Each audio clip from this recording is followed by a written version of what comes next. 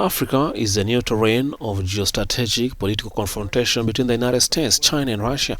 Washington is hosting for 3 days political and economic leaders from the African continent in a summit with many facets and where some countries are treated with particular attention.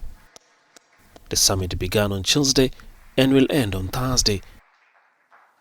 We are not going to be talking about Africa in going forward. We are going to be talking with Africans about the future of Africa, the future of African economies and societies, and the future of the world as peers. So on economic development, we know that a lot is happening. There's a lot of ferment in the air in Angola, and we want to be part of that growth story.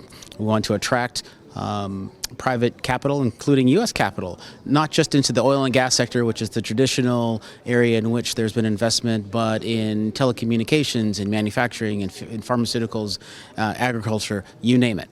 And then on peace and security, we are privileged and very, very pleased to be partners with the Angolan government and the heads of state and foreign minister in helping bring peace on a regional context. When it comes to the situation in the Secretary of State Antony Blinken and the Secretary of Defense Lloyd Austin received on Tuesday President Lorenzo, who reminded the U.S. administration of the ongoing change in Angola's foreign policy.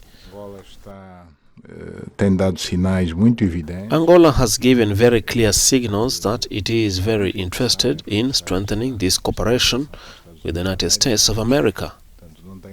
So, we have no doubt about our intentions of these very responsible steps that we are taking, if we take into account the historical past of our relations. So there is a turning point that we can say is significant. Washington intends with this summit to regain the confidence of African leaders.